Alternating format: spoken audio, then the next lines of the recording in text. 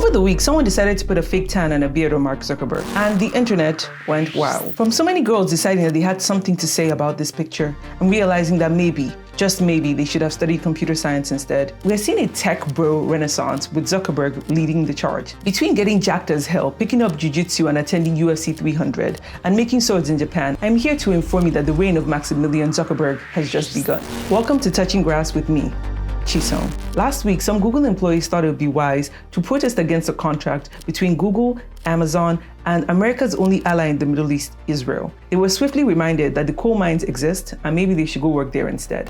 The reviews for the Humane Pin are in, and across the board, they're terrible. I am a tech optimist and believe very much in the Promethean tool that is technology that was given to man. And I can't imagine how difficult it must be for the Humane team to try to create something that can actually replace the iPhone. Like, I cannot go a day without my phone. I cannot go a couple of hours without my phone. But across the board, the reviews are terrible.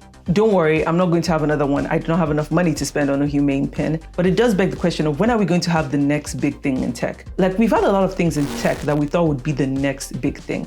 Something that could rival the impact that the iPhone has had. We thought it was VR, cloud computing, 3D printing, but we haven't been able to find something as compelling as an iPhone. Even the Apple Vision Pro, when it came out, all the tech enthusiasts were like, this thing is the future. This thing functionally works as we would expect it to. A couple of months later, we haven't actually heard anything new or seen anybody using it. Literally, if I see somebody using the Apple Vision Pro in real world, I'm going to rob that person. I assume people are using the Apple Vision Pros at home, but if I see somebody in real life on the streets using the Apple Vision Pro, I am going to rob that person. It's been a while since a major computing or technological breakthrough has happened. And I think everybody is hoping that AI is going to be the thing that really ushers in a new era of computing.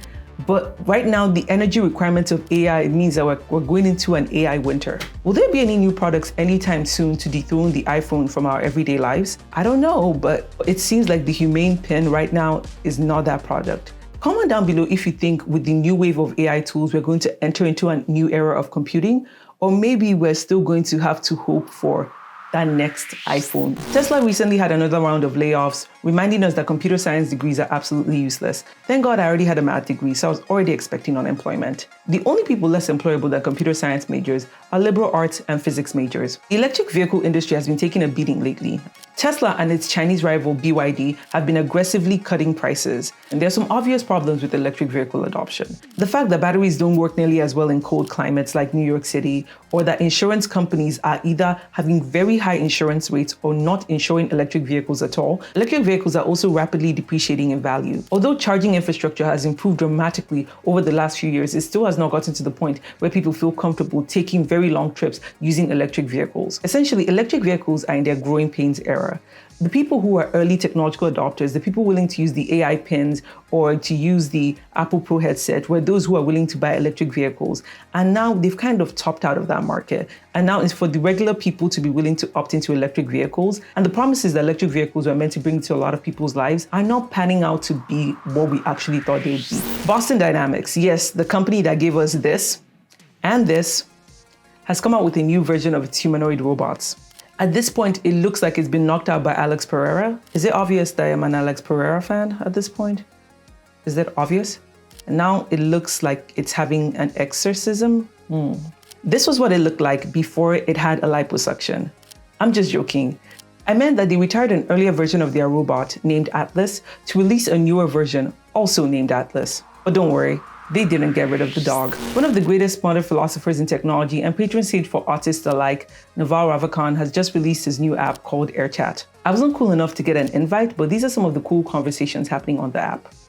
I thought, but the thought I thought was not.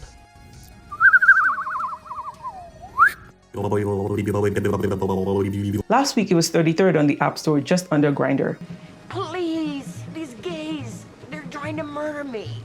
Thank you for touching grass with Chisom. If you've loved this content, I have lots of other videos that you should enjoy, or subscribe, or reach out to me if you want to collaborate or work on other videos in the future. With that in mind, I will see you all next time.